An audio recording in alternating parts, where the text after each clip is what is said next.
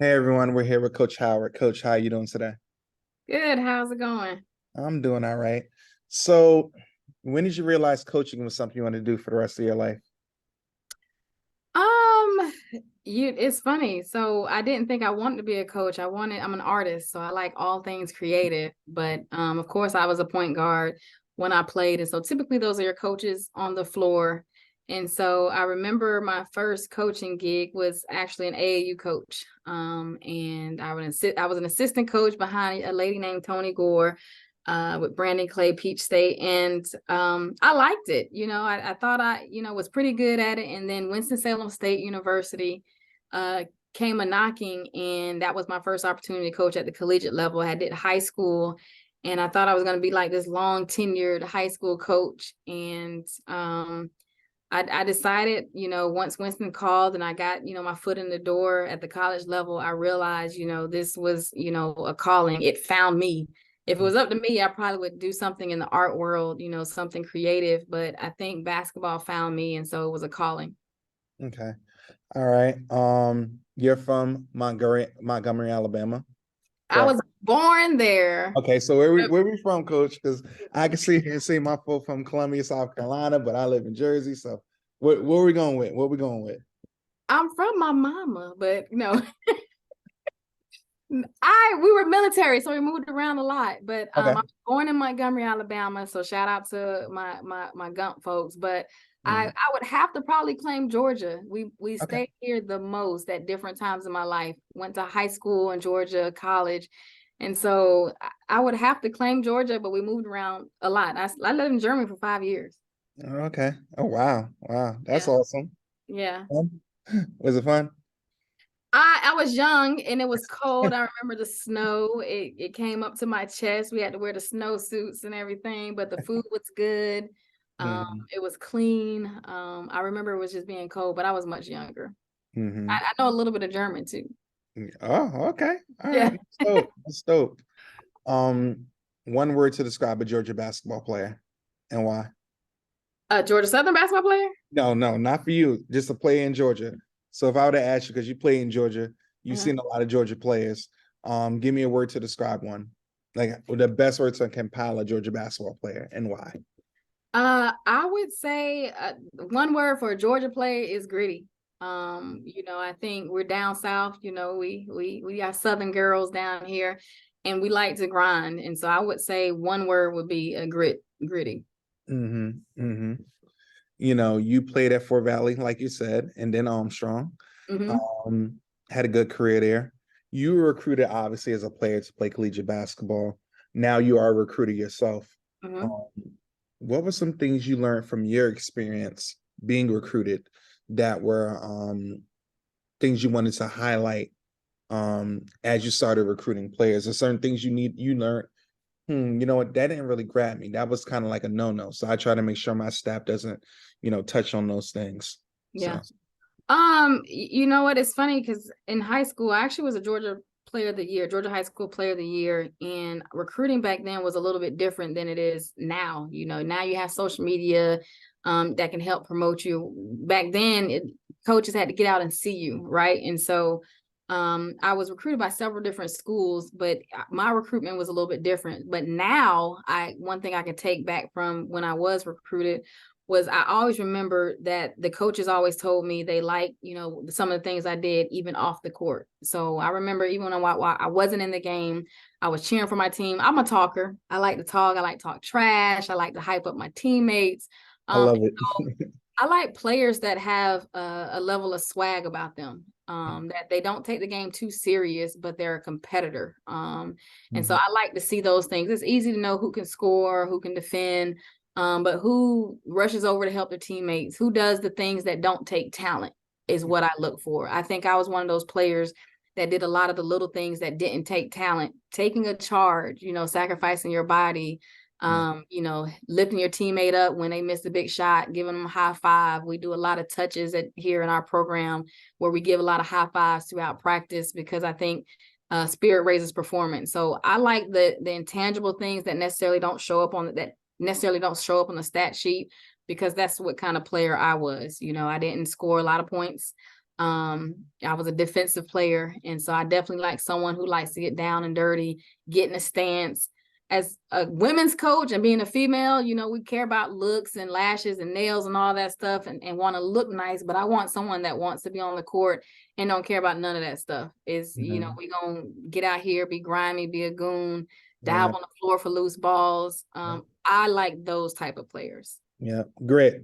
I love it. It's funny you mentioned the power of touch because we talk about that all the time with the high fives and stuff like that. Because we read an article one time and they charted all the NBA teams and did the high Mhm. fives and stuff like Yeah. that. And so basically, of the top 10 teams that did high fives, I think Yeah. 8 of them made the playoffs. So like, there's a direct correlation in regards to like the power of touch, supporting your teammates. They make a good pass, pointing to them, when they make a good pass. So all those things, like, they can be overlooked from some teams, but the really, really good teams, they touch on those things every single day. Yeah, and that's what we always say. Spirit raises performance, and I feel that through the touch. So sometimes you might miss a shot, and you just think it's all right, a high five. And so that's where I got that from. I saw that a while back of where they kind of tallied the amount of touches and how it kind of sparks, positive feedback. Even if you're having a hard time, even with the coaches, like sometimes I give my coaches high five, way to do that drill. It Spirit raises performance, and it's hard to, it seemed like it's something so simple to say, but it's really difficult to actually do consistently, is keep Yeah. your spirits high. Yep.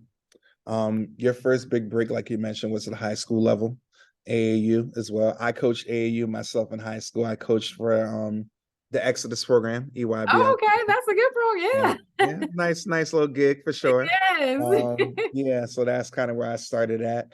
Um, I appreciated genuinely coaching at that level first. I thought that really created a great foundation for me as I went throughout my career.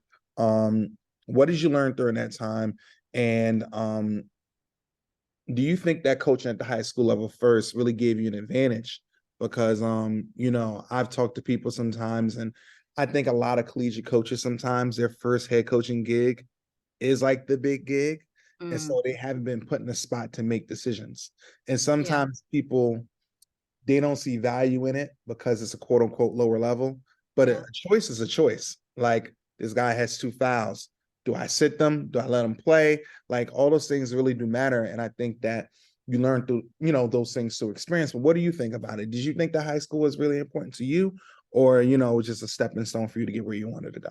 Yeah, I definitely think it was super important. We always as coaches talk about trust the process. Mhm. But if you skip steps, are you really, did you really go through the process? And I wouldn't change my journey for nothing, right? I've literally coached at every level along my journey. So JV, high school, I mean, you had to have some serious patience and dedication and passion to coach junior varsity basketball in high school.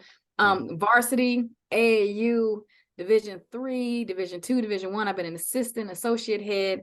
And so at HBCU, at PWI, like I've done it all. And I don't think I would change my journey because I think all of those kind of pieces of my journey made me into the coach I am today. I've had some bosses that, I learned a lot from. I had some bosses that I said, okay, if I became a head coach, I wouldn't do things that way. And so the good, the bad, and the ugly, I think you're learning what works well for you. And then, of course, I was able to be a player under some really great coaches. And so I would not change my journey. And so coaching high school, I think it did teach me the how to break the game down. I think sometimes, when you see coaches, they're just yelling, come on, let's go, let's get after it. But are you really teaching the game? So I don't necessarily say I'm a coach. I'm more so a teacher. I like teaching the game. If you're saying to a player, hey, why are you missing this left-hand layup? Are you able to kind of break down why they are missing the layup more than they're making it? And I like that kind of the grassroots of teaching the fundamentals. And I think when you're teaching, younger people, they're more apt to kind of be inclined to want to understand and listen. And then when you get kind of on the collegiate level, you have some all-stars, all-Americans, they think they're doing something. They don't really want to, focus on the fundamentals. And so I think more people need to go through the process so that they can be, better coaches. It's just like, development, professional development. I think going from, high school to AAU on up the ranks have kind of developed me into, who I am as a Division 1 coach. And so when I got this job, this was my first Division 1 job. everyone was like, can she do it? Yes, because basketball doesn't change, it's just the players, maybe the legislation changes, but the game of basketball, the fundamentals remain the same. You mentioned you've had a wide array of experiences. Actions and words are two different things. Tell us something you learned via observation of another coach or a conversation with another coach that really grabbed you. It could be a positive or a negative thing. So Yeah, so I'll tell you both. So I remember as an assistant coach, so as I sit in the head coach seat, I always think, how I'm treating my staff, how I'm treating my players. As a player, what did I want from my coach? As an assistant, what did I want from my head coach? I remember, when I was a young assistant, somebody I had worked for, talked about, I hadn't put my time in, like it wasn't my time, but really, time is only in the eye of the beholder, really, right? I had been through the ranks just because I was assistant, I had been at different levels. She kind of put me down, and I felt in the moment that I knew more than she thought I knew, but I was kind of playing my role. And so as a head coach, I'm cognizant of not telling players what they can't do or not telling my staff what they can't do. I'm encouraging them to show me, if you think you can do this, show me, what's your special thing. And so as to my players, I want to know what they think their special thing is. With my staff, I want to know what they think their special thing is. So one, I can make sure that I'm lighting it, putting a light on that, or we're utilizing it. Or if, I could correct them and say, hey, this is what I see, and we meet in the middle. So I'm not putting them down or making them feel like they're lesser than. So that was one thing I always remember coming up. Like, I would never tell someone they can't or they're not good enough to do something, because she didn't know. I was a new assistant for this coach, and she quickly just, bash me. And, now I'm a successful coach, and I've been coaching for a while. And then something positive. I always remember a different coach. They told me to know your worth.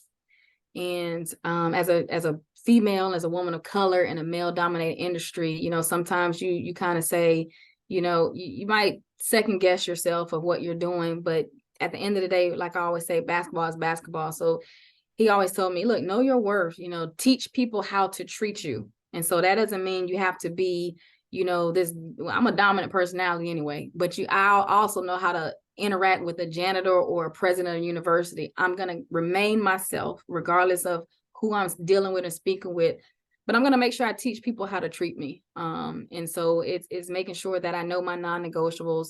I stick to my core values. I know I put God, family, and job first in that order. And so if I always go back to that, I remember, I don't think I've lost myself, because I was grounded in that foundation. Good answer. You went on to coach at Winston-Salem, Shaw, St. Augustine, Yeah. the HBCU experience. I went to HBCU. I went to Lincoln, so I'm Okay. familiar. Yep. LU. Okay. So I definitely familiar with that lane. Tell us about your experience there, as a coach when you're there, the selling points of that, and what made recruiting hard, because we can talk about, I went there, so I know I know it's easy to sell, but there's also things that are hard to get, for lack of better terms, get around. So just tell me a bit about your experience there and how you sold the programs you were at. Yeah, so right now HBCUs are popping. So I think, Deion Sanders, Beyonce, all of them, are Chris Paul are putting HBCUs in this really great light. But I remember, I played at a HBCU and a PWI. And so I remember the different experiences as a player, but being able to coach at an HBCU and PWI. The one thing I take away from, starting my career at HBCU was there was people that looked like me. And so, I was inspired daily with people that looked like me, with people that were empowering me to be great and not have to worry about was I looked at differently. And so that was one thing that, was really good. One thing that I sold as an HBCU coach, or when I coach at HBCU, was one, our style of play. So our style of play was of course up tempo, but if you go to HBCU game, it's an experience. It's totally different. Homecoming is totally different. Like, you really embody what a college town feels like at an HBCU. It's like it's a party in a box almost, but you know, it's like-minded people doing like things. And so I think you said that the fan experience, you know, the games are going to be always packed and aggressive. You know, if you're on the road, it's gonna be difficult to play. If you're at home, you're gonna feel the love.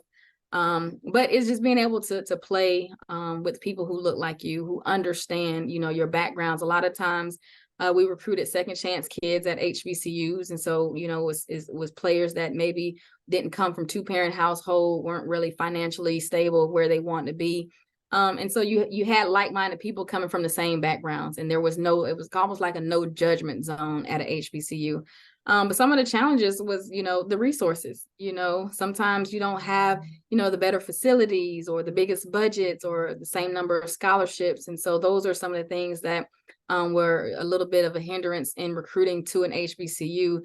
But you always made up for it in different ways. And so I always say, don't count your problems, count your blessings. And so every time someone, you know, that was coaching at HBCU say, we don't have this, they don't have this, I always say, well, what do we have? And figure out what do you can sell in that light. And it's the same at a PWI, you know, they have their own little challenges as well.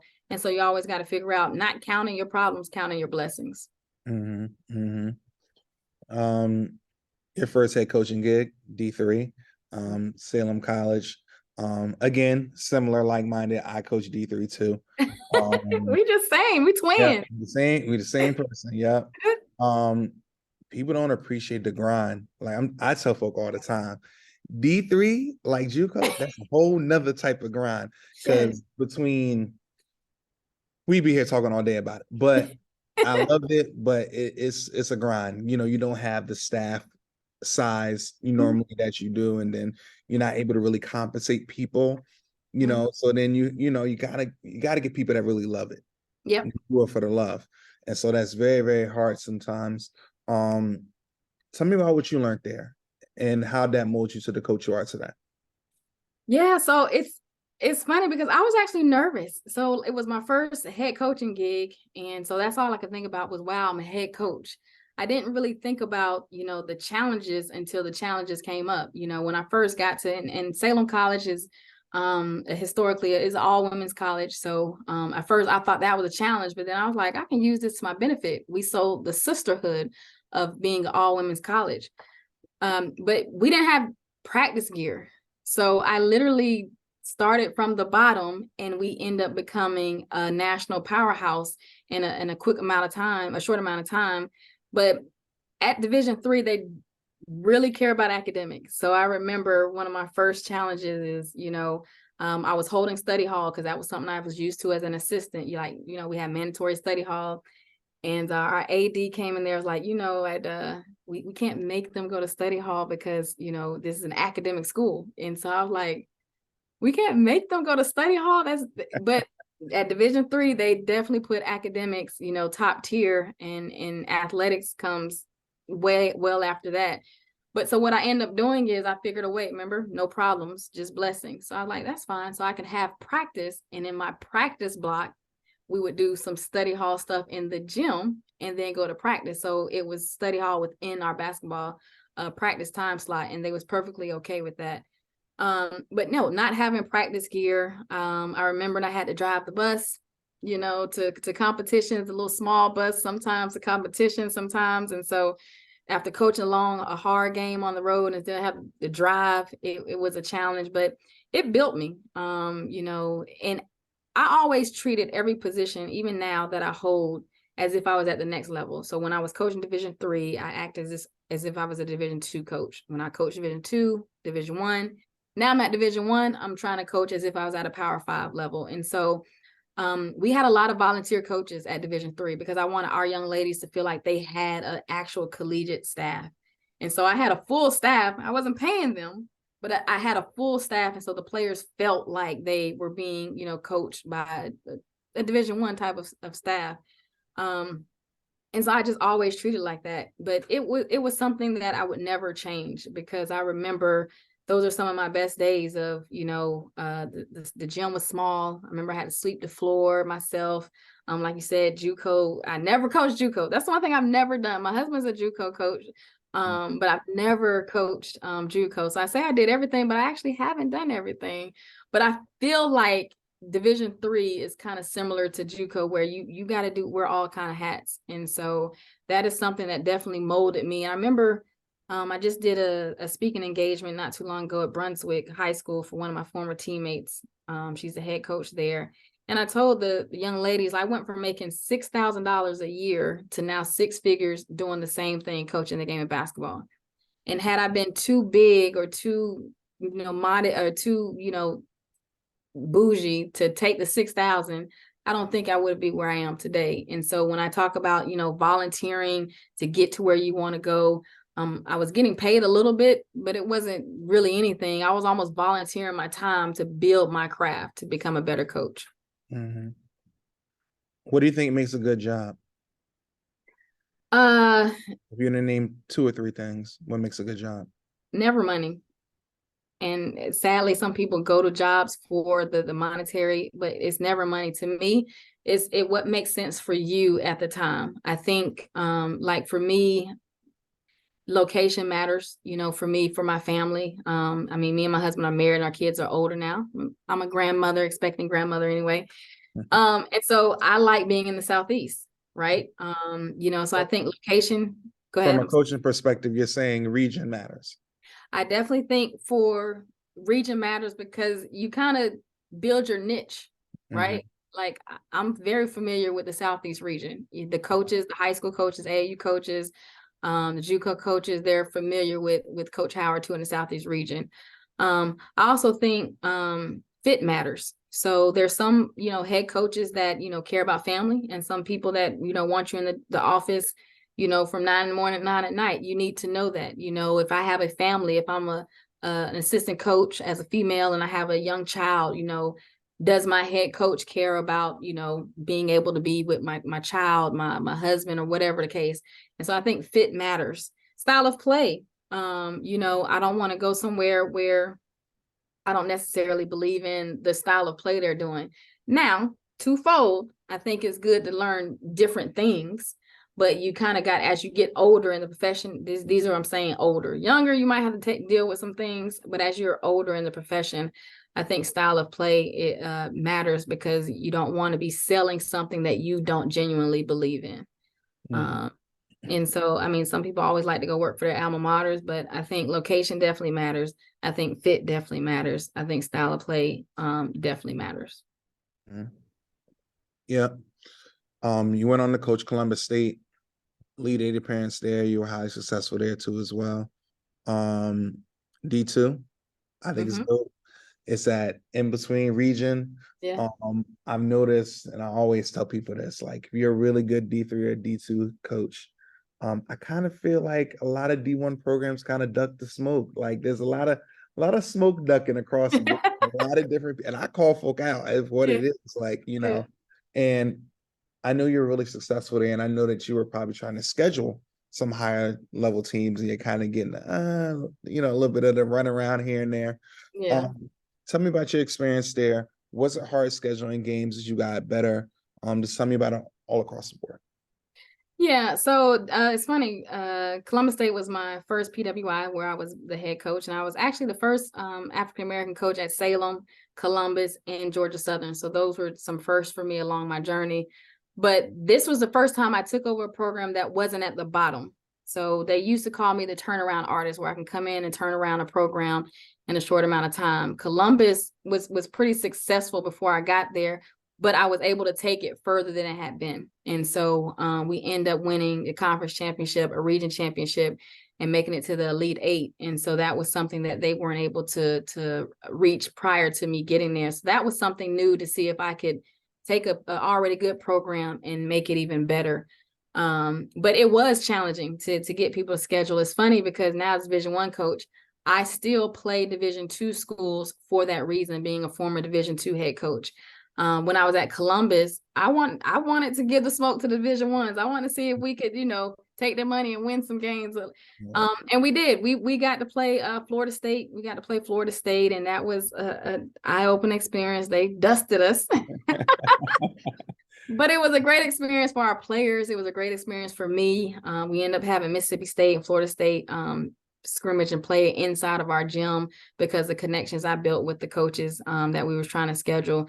But it's always good to just show your players a different experience. I think basketball is a gift of the globe.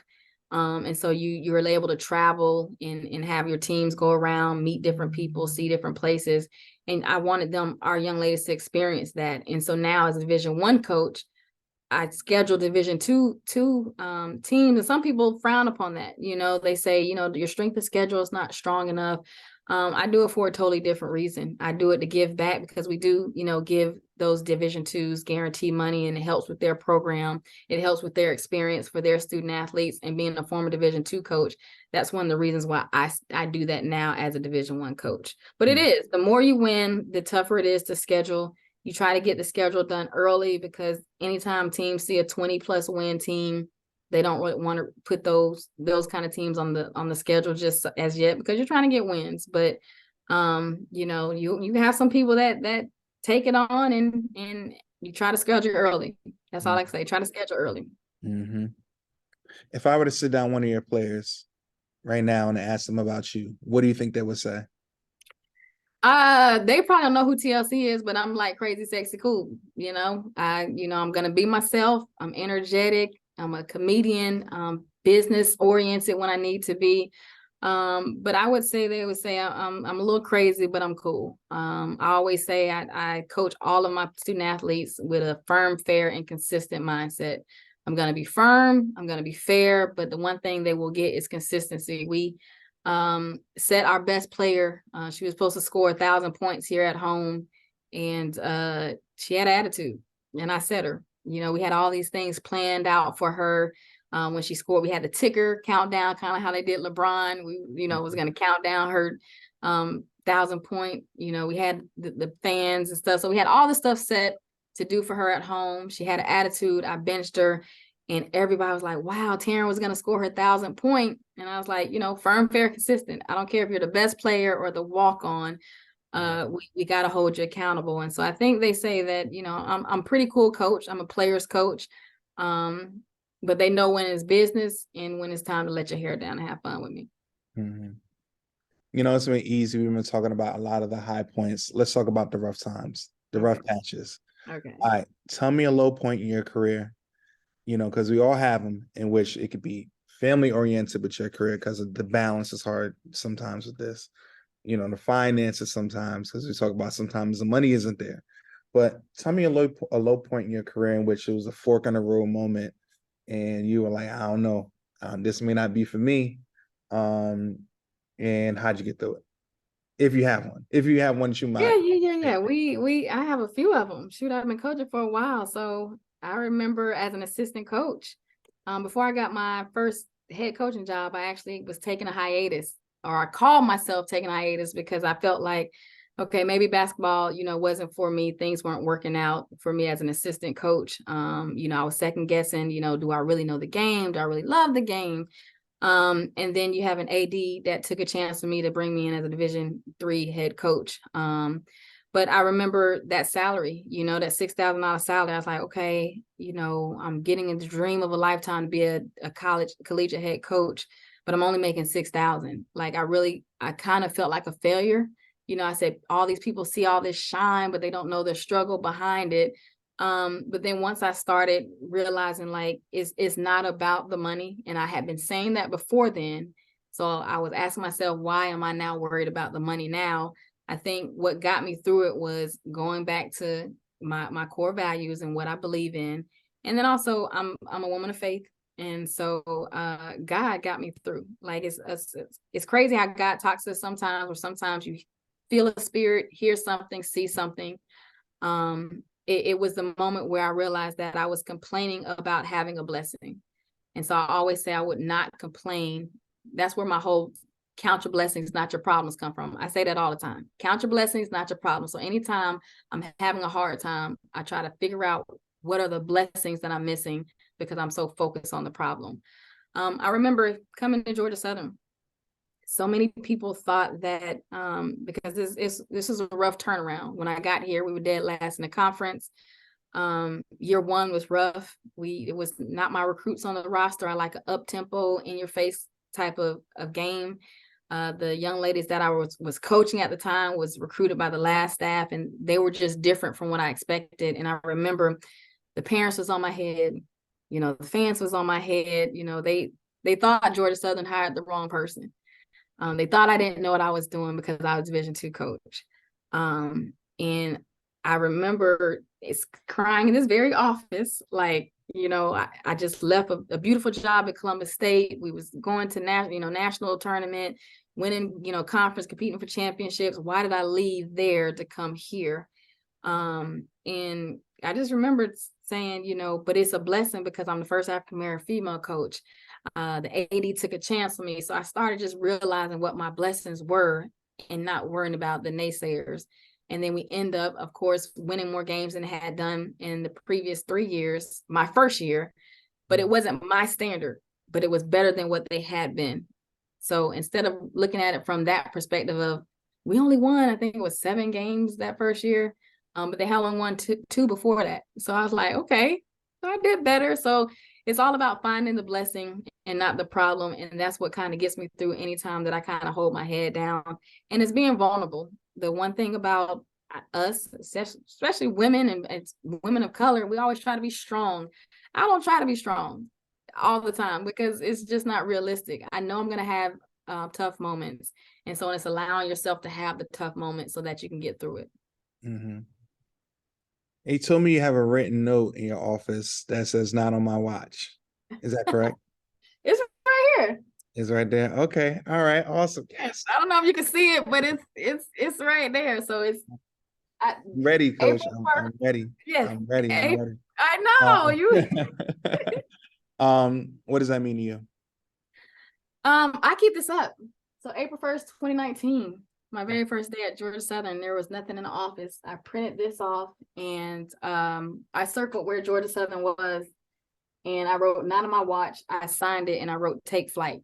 We're eagles. I felt like eagles didn't belong on the ground. Eagles soar high. We look low. We're predators, apex predators. And I kept this here. So as I've been here over the years, stuff gets around it. But this was the first thing on my wall. I put this up and literally it's right here by my computer. So I can always remember where we came from, to know where I want to go and to always remember my blessings. I could be right here, but I'm not. We've moved on up since then. So it's kind of like my little, I don't know, my little shrine, I guess, of blessings on blessings. Your daily affirmation thing, I guess. You look at it and it pushes you towards something. Awesome. Yes, because I said it, I signed it, and I did it. You got to write the vision. That's how it goes. You have to. Why Georgia Southern? Ooh. What made it the ideal place for you? You know what?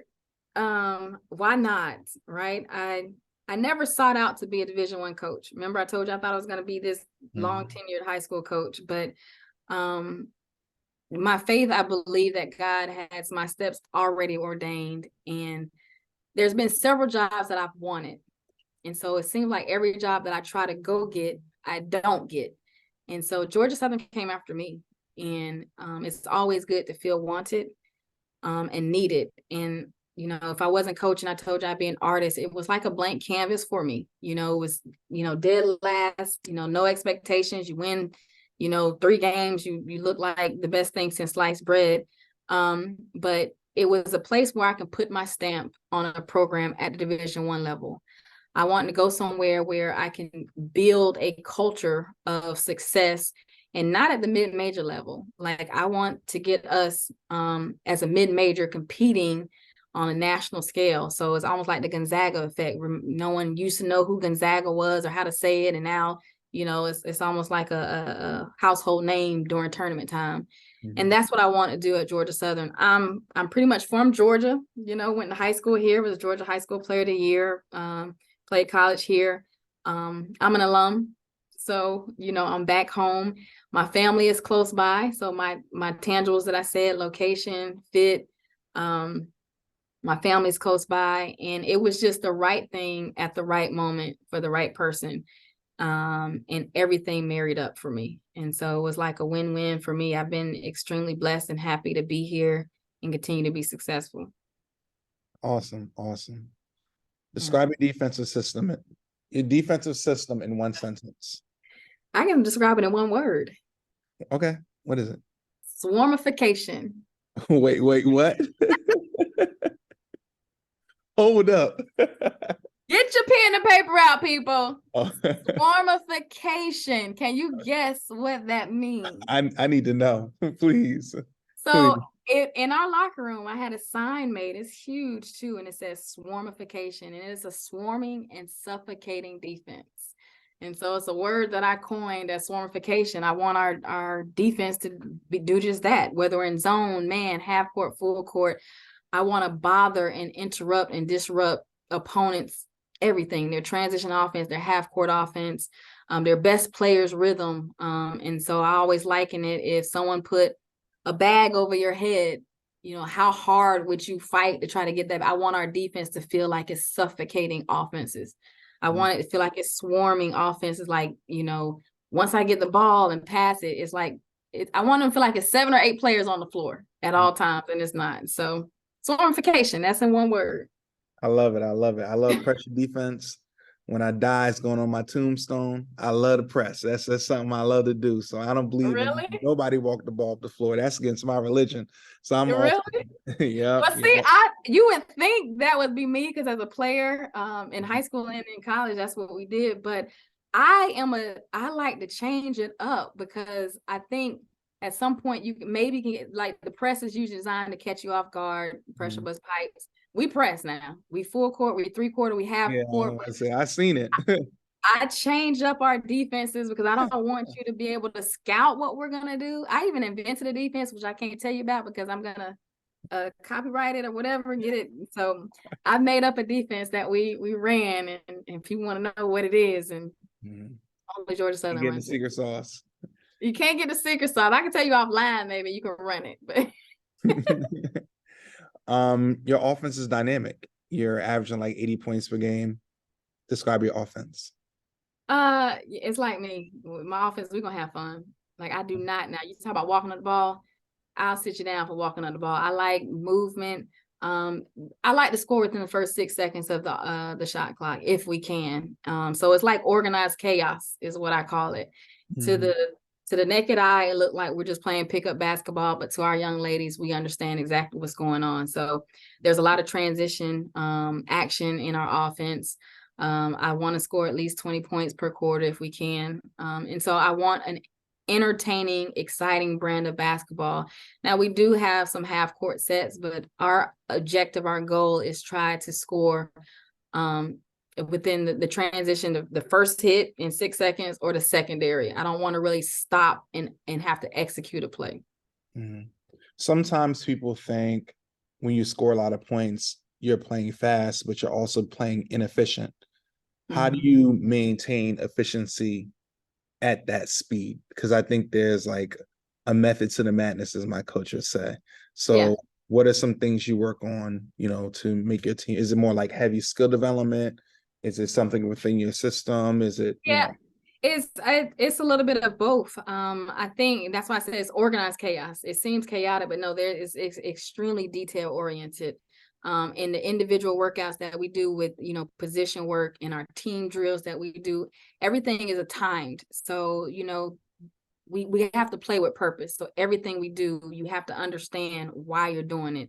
And so that comes with breakdowns and indies, that comes with breakdown and practice, but there's a time on everything that we do to get you in the habit of doing things at a quick pace. Because when I first started trying to, you know, play fast here, we turn the ball over a whole lot. You know, you're just not used to it. And so as we're getting, you know, our players older and used to the system, our turnovers are going down, but we're still keeping our pace of play up. And so I think it's just something you continue to rep and build in them, and to be okay with the process, because it's going to look a mess at first. The players are going to be like, it don't make sense. You know, we're not running offense. There is offense. It's really read and react at that point. You're understanding what defenses are doing and what you do to counter that defense. And so there's several little tactical things that we do. We keep different stats in practice so we can see if we're getting faster, better.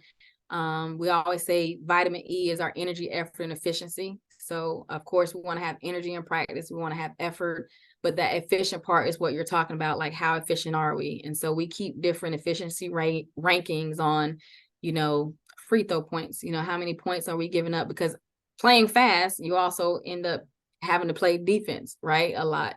And so we were fouling a lot, when we putting our opponents on the free throw line. And so now we want to talk about, how can we play at the tempo we want without fouling? So it's being disciplined now in what you're doing.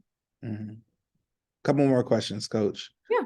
Tell me one drill you do every day.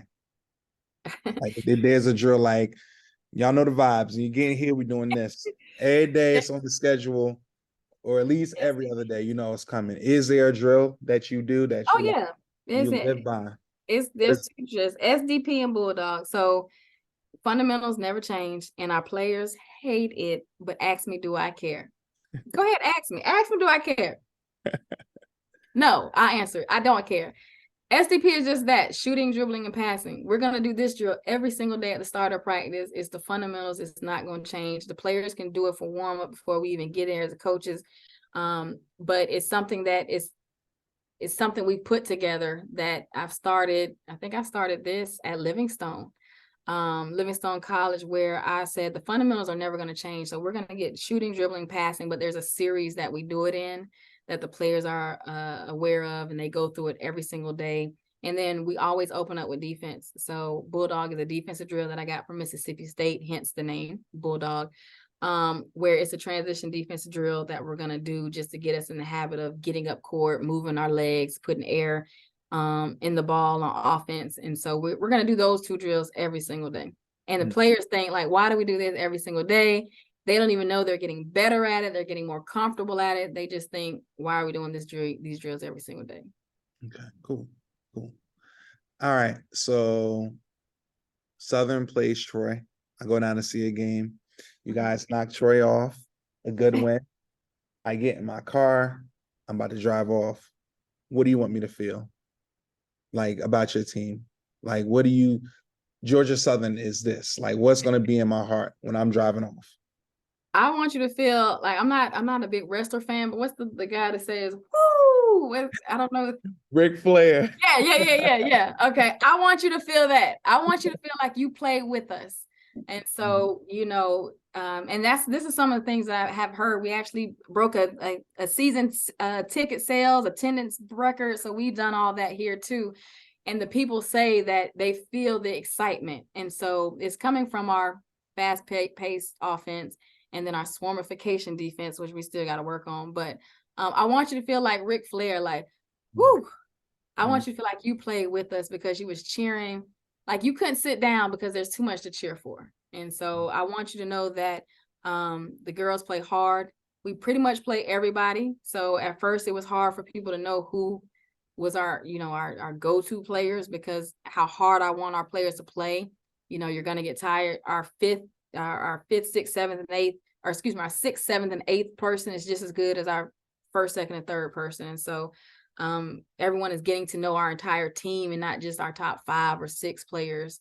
But I want you to feel like Ric Flair. I want you to have to exhale like, whew, that was exciting. Awesome. Well, Coach, thank you so much for your time. I really do appreciate it. I got a lot from it. I'm sure everybody else will. You have a good one. No problem. I do have to say something. So the name of this. Oh, I'm sorry. Yeah. I always forget this. No, it's fine. No, I just got it. What do you want to talk about? Like, because I know people have questions. You can mention anything, a favorite book. If you have a question. I'm about to mention something real off the wall. So the name of this is called Drip Drop or Dribble Drop. Yeah. So do you watch Empire? Empire. Wait. You mean the show with Terrence Howard? Yes. You know what? People have been trying to get me to watch it, but I do not watch it. That's not where I got the name from. That's fine, because when they said, "Can you do the podcast Dribble Drop?" I watch Empire, and there's a song called Drip Drop. You got to go Google that song. Is it a good song? It's a song. It's a little ratchet. But it could be your intro, to the Dribble Drop, because it's okay. Drip, drippity drop. It's A theme song. You got it, coach. Next It's a time you hop theme song. on, as I'm gonna ease into it. That's gonna be our intro, and then we're gonna fade in. Yes. You got And my it word. was banging back in the day when it first came out. So you just got to go look at it and look at Google the actual Empire scene with it. Oh, okay. All So right. That's cool. that's it. Cool. That's it. The drip drop, the dribble drop. All right. You got it, coach. I promise you I'm gonna get after it. All right, let me know. Let me know how you feel after you heard it. All right. Thanks, coach.